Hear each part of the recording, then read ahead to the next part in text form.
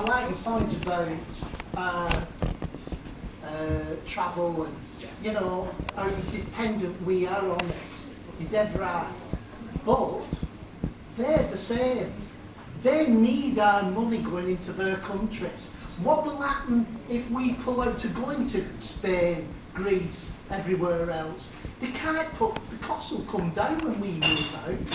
When we leave Europe, costs will come down because it's all about demand and supply.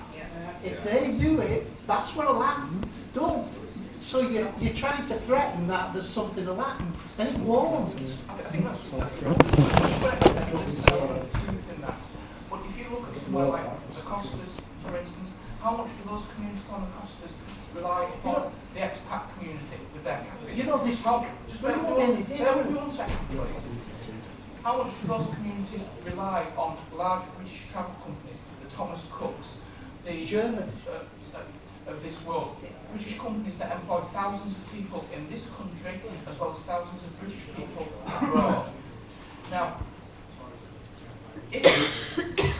what's happening in that situation is it's putting British companies at risk, it's putting British people at risk.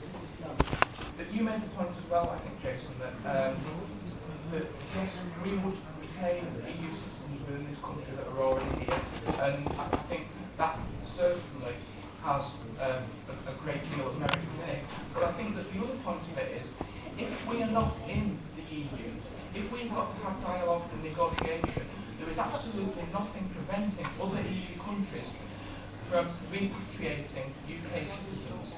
There's a bilateral agreement between us. There's an agreement which will not change. We'll treat their citizens with dignity, and they'll do with us. But at the same time, what about the benefits within those countries that We're not going to, well, if they do it with us, we'll do the same with them. Really? I don't mind. So hold on. We've got the same amount of If they treat people. our citizens bad, we send their citizens Well, back. we will, Is that what you're yeah. saying? We I can't. think I'm going to be honest. We can't. I think we've got about it. This young lady wants to ask a question. I don't want to ask a question, I want to make a statement. Going back to the problems with the NHS, and I know it is a leap in the dark whether we remain in or leave. I've already voted for 40 years, I've waited to vote to leave, and I've already voted. Are you aware whether if we remain in, a lot of the Remain people are saying that this TTIP agreement with America will not go through. We do not know that for sure. If that goes through and we remain in, it will be the end of our NHS. So you'll have no worries about it. Last one now. Last one, this gentleman here.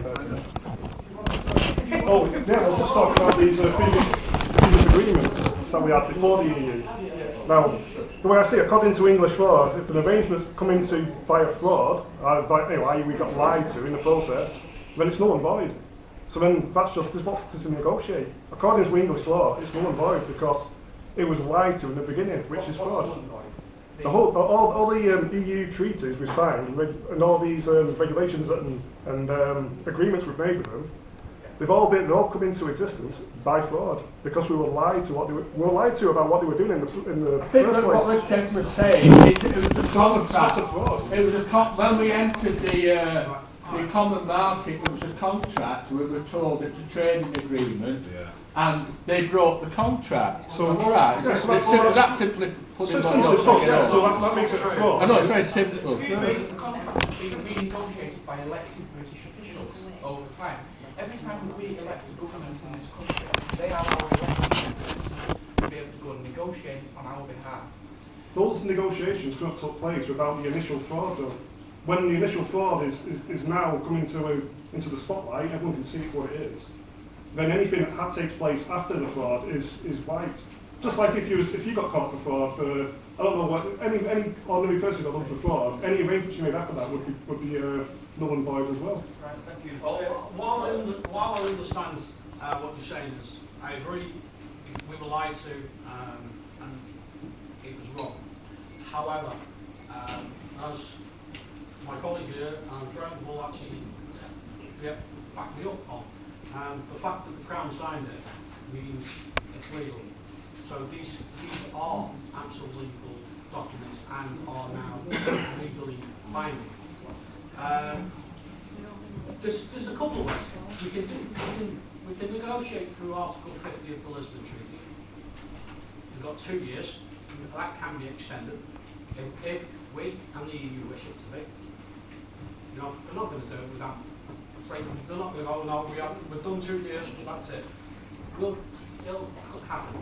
Or we could repeal the European Communities Act, which will take us out like that. We're not going to do that. We're going to stick to and will deal with the trade union, set treaties up.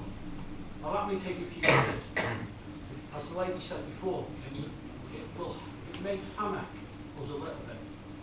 But the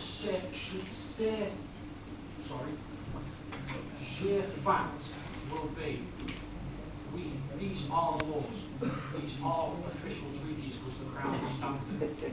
As much as me and yourself both think it was an act of treason. So the Crown knew full well what they were doing when they did it then. So there's no dishonesty on their part. As I said, me and you agree that it's an act of treason by politicians, but unfortunately they are actually correct treaties. Right, that's the last of the questions for now. Thank you very much for coming, everybody. And I'd just like to give these just 2 minutes each, just to finish off. Was it the same way as we did before? The same way as before. John first.